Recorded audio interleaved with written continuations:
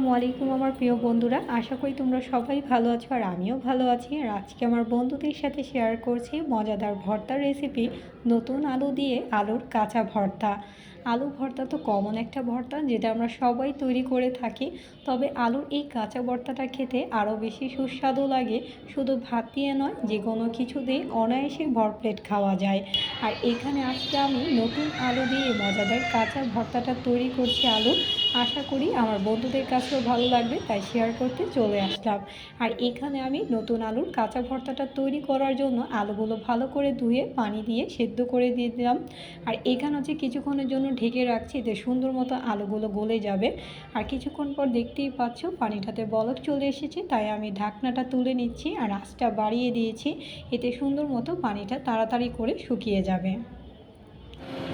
পানিটা যাতে পুরোপুরি একদম শুকিয়ে যায়, পানিটা যত শুকিয়ে যাবে আর এক ফোঁটাও পানি না থাকবে এরকম করে আমি একদম শুকিয়ে নিয়েছি। তোমরা দেখতেই পাচ্ছ আলুটা এখন টেলে নিচ্ছি, পানিটা পুরোপুরি শুকিয়ে গিয়েছে।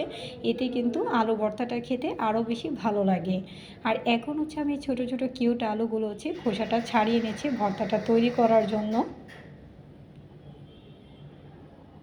আর খোসাটা ছাড়িয়ে নিলাম আলুর। আর এখানে হচ্ছে আমি যেহেতু আলুর কাঁচা ভর্তা তৈরি করেছি, তাই হচ্ছে কাঁচা পেঁয়াজ আর কাঁচামরিচ নিয়ে নিয়েছি। তোমরা চাইলে শুকনো মরিচ আর পেঁয়াজ বাগার দিয়ে এই মজাদার আলু ভর্তা তৈরি করতে পারো, দুইভাবেই তৈরি করা যাবে। তবে এই কাঁচা পেঁয়াজ আর কাঁচামরিচ দিয়ে তৈরি করলে ভর্তাটা আরও বেশি স্বাদ লাগে। আর সময় কম থাকলে অবশ্যই একদমই ইজিলি তোমরা এই ভর্তাটা তৈরি করে ফেলতে পারবে যে কোনো সময়। আর এখন হচ্ছে আমি ভর্তাটা মিক্স করার জন্য পেঁয়াজে পরিমাণ মতো লবণ আর হচ্ছে সরিষার তেল দিয়ে ভালো করে পেঁয়াজ আর কাঁচামরিচটা মিক্স করে নিচ্ছি। পেঁয়াজ আর কাঁচামরিচটা যত সুন্দর করে মিক্স করা হবে এই ভর্তাটা খেতে কিন্তু ততটাই ফ্লেভারফুল হবে।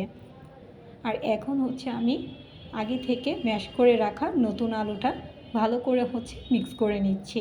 আর নতুন আলুর ভর্তা কিন্তু একদম একটু আঠালো আর স্টিকি হয়, তাই খেতে খুবই ভালো লাগে। আর শীতের সময় এই আলু ভর্তা খাওয়ার মজাই আলাদা। আর এখন হচ্ছে আমি ভালো করে হচ্ছে মিক্স করে নিচ্ছি, কারণ যে কোনো ভর্তা হচ্ছে মেশানোর ওপর অনেকটাই স্বাদ নির্ভর করে। আর এখন হচ্ছে ধনেপাতা দিয়ে দিলাম, টাটকা ধনেপাতা, কারণ যে কোনো ভর্তাতে একটু ধনেপাতা দিলে আরও বেশি ফ্লেভারফুল হয়। আর খুব ইজিলি কিন্তু ভর্তাটা তৈরি হয়ে গেল। শুধু মাছ মাংস লাগে যে কোনো ভরপেট ভাত খেতে? অবশ্যই না, এরকম একটা মজাদার ভর্তা হলেই যথেষ্ট। আশা করি আমার বন্ধুদের কাছে আমার এই কাঁচা আলুর ভর্তার রেসিপিটা ভালো লেগেছে। তোমরা কিন্তু অবশ্যই বাসায় একবার হলেও ট্রাই করবে। আর লাইক কমেন্ট শেয়ার করতে ভুলবে না।